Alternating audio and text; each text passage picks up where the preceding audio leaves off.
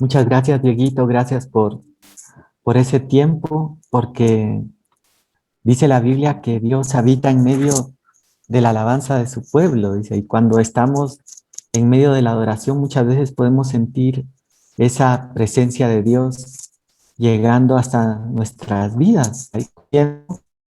Eh, lo más íntimo de nosotros. Yo me imagino como en aquella historia cuando Jesús iba pasando por un lugar y dice que sale un hombre ciego a gritarle y a decirle, Jesús, hijo de David, ten misericordia de mí, porque él quería aprovechar esa oportunidad de que el maestro, ese que sanaba enfermos y todo, iba pasando por ese lugar y en medio de la alabanza nosotros podemos acercarnos a su presencia. Y dice también la palabra, algo que a mí me gusta mucho, que es que donde hay dos o tres reunidos en su nombre, dice, ahí está Él en medio de ellos. Entonces, Dios está hoy en medio de nosotros. Y yo quiero pedirles en esta tarde que los que tengan Biblia o pueden buscar también Biblia en línea, busquen el versículo de Marcos 1:35. Y es un pasaje muy lindo con el que vamos a arrancar este tema el día de hoy, que vamos a hablar acerca de la oración y la importancia que tiene y el poder que tiene dentro de la vida cristiana. Y dice este pasaje de Marcos 1:35, hablando de nuestro Señor Jesucristo, dice, levantándose muy de mañana. ¿Quién? El Señor Jesús. Cuando todavía estaba oscuro, dice, imagínense, fue madrugador, se levantó temprano, madrugó, como aquella persona que va a trabajar diligentemente, se levanta para salir hacia su trabajo, a sus actividades. Y dice, salió y se fue a un lugar solitario y allí oraba, dice. Entonces, me impresiona y quiero hacer una oración corta antes de empezar, pero me impresiona cómo en el ministerio de Jesús siempre está marcado una vida de oración, ¿verdad? Eh, Vemos no solo en la vida de Jesús, sino en la vida de grandes siervos de Dios como Daniel, por ejemplo, que él oraba todos los días, incluso cuando sus enemigos trataron de destruirlo y cuando fue a parar al foso de los leones, fue porque él no dejó de orar como era su costumbre. Y entonces aquí vemos a Jesús saliendo temprano para ir a orar a un lugar. Y empezamos, si nosotros seguimos viendo y vamos a encontrar más pasajes, por ejemplo, podemos ir al pasaje de Mateo 14:23 y se los voy a leer acá y dice, después de despedir a la multitud, dice, subió al monte a solas para orar. Esto me llama la atención porque en el anterior dice, se fue a un lugar solitario y allí oraba, dice. Y aquí en Mateo 14:23 otra vez vuelve a repetir y dice, subió al monte a solas para orar, dice. Y al anochecer estaba allí solo, dice. Muchas veces nosotros no entendemos esos momentos de soledad que pueden llegar a nuestras vidas, pero que Dios permite con un propósito. Dice la Biblia que cuando Jacob se quedó solo del otro lado del río, le apareció el ángel de Dios y él pelea con él y lo podemos leer en el libro de Génesis, pero nos deja ver cómo Dios cuando va a tener un encuentro personal con nosotros, cuando va a tratar con nuestra vida, nos lleva a situaciones en las que quita toda distracción, quita todo lo que estaba a nuestro alrededor, que tenía nuestra atención, para que al final nuestra atención se centre solo en Él por aquello que Dios quiere hacer en nosotros. Y sigue diciendo aquí en Mateo 14:24, y miren qué interesante. Primero subió a orar y estuvo allí solo, dice, orando. pero había enviado a sus discípulos en una barca y les había dicho, crucen al otro lado. Pero la barca estaba ya a muchos estadios, dice esta versión, de tierra, y era azotada por olas porque el viento era contrario. Y en la cuarta vigilia de la noche, dice, Jesús se aparece, y esta es una historia que hemos escuchado mucho, donde Jesús aparece caminando sobre la mar. Y yo creo que cualquiera de nosotros se hubiera sorprendido enormemente al estar en medio de una tormenta, ser azotado por las olas, escuchar los relámpagos y de pronto ver a Jesús aparecer en nuestra vida.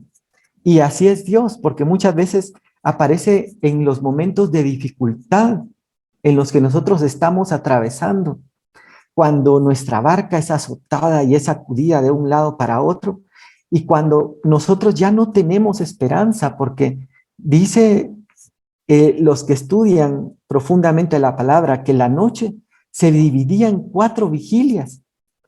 Y lo interesante es de que Jesús no aparece a la primera vigilia, ni aparece a la segunda vigilia, ni aparece a la tercera vigilia.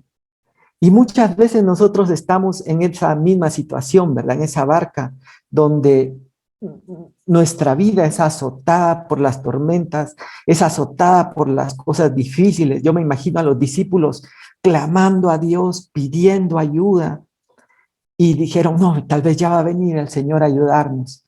Si no es ahorita en la primera, va a ser en la segunda vigilia.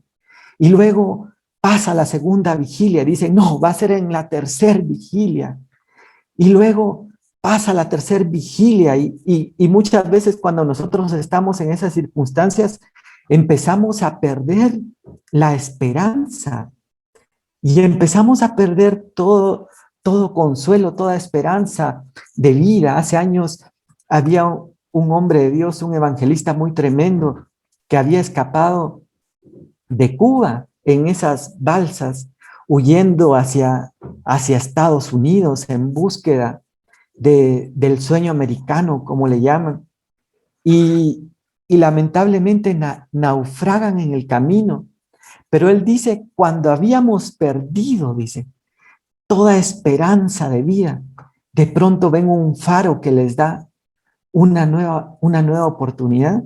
Y así es Dios en nuestra vida. Y yo me imagino a estos discípulos.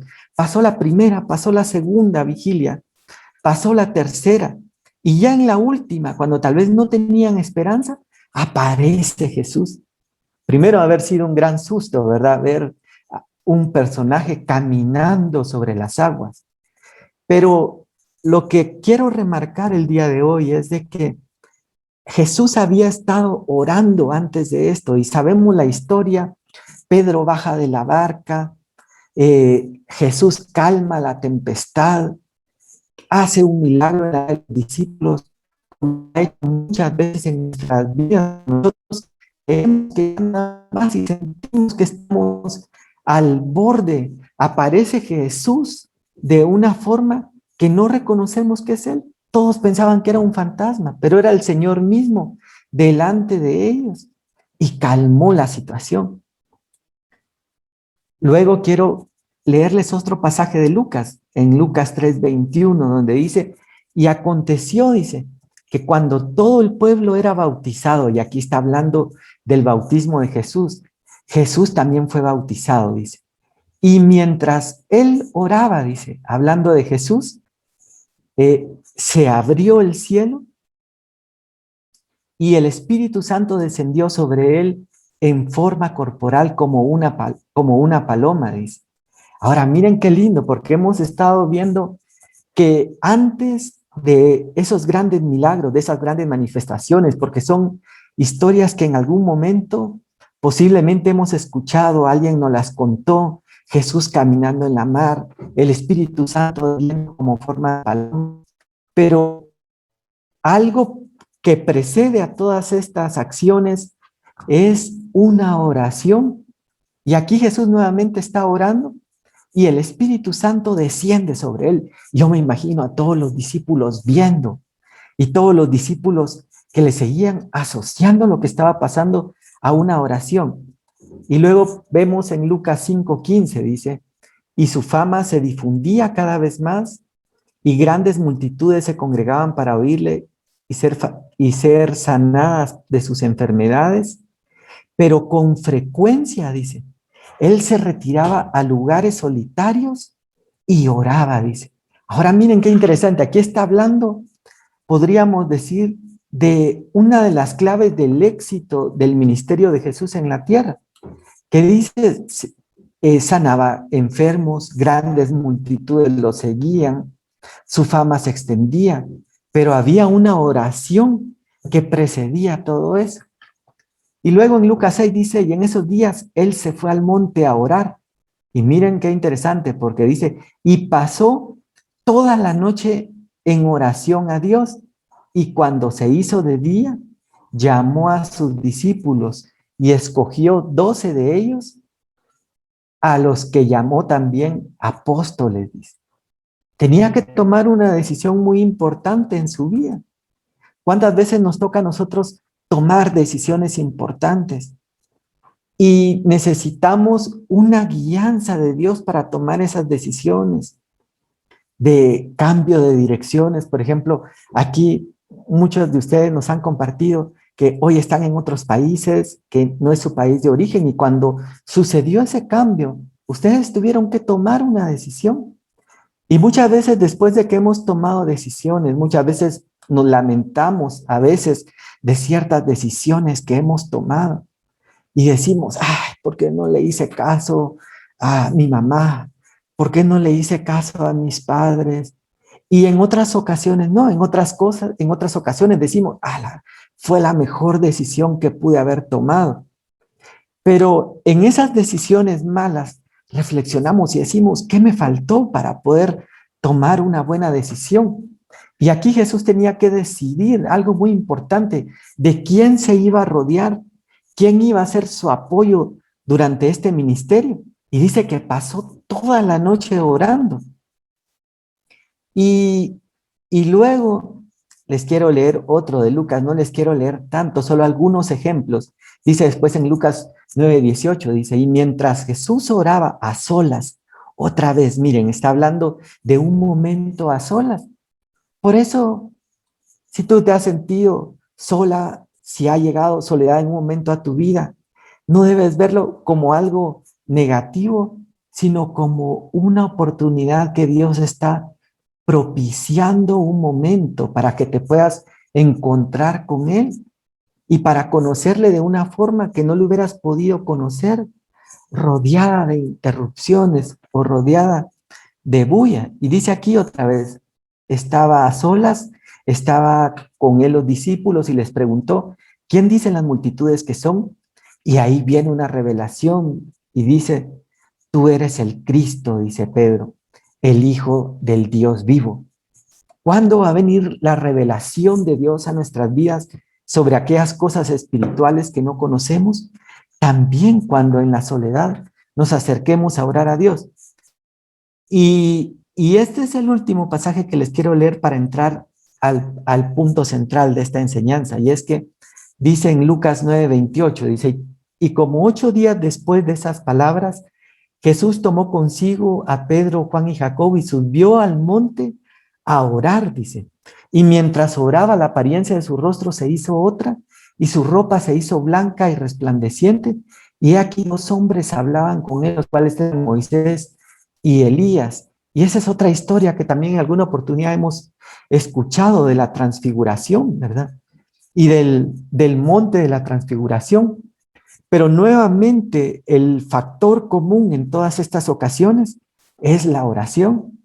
Entonces yo me imagino que cuando sus discípulos empezaron a ver esto, han de haber dicho, ala, necesitamos aprender a orar como Jesús ora, porque esa es la clave del éxito de su ministerio. Hemos visto que siempre, aún leemos más adelante que cuando va a resucitar a Lázaro, hace una oración a Dios y le dice, Padre, yo sé que tú siempre me oyes, pero lo hago de esta manera para que todos los demás oigan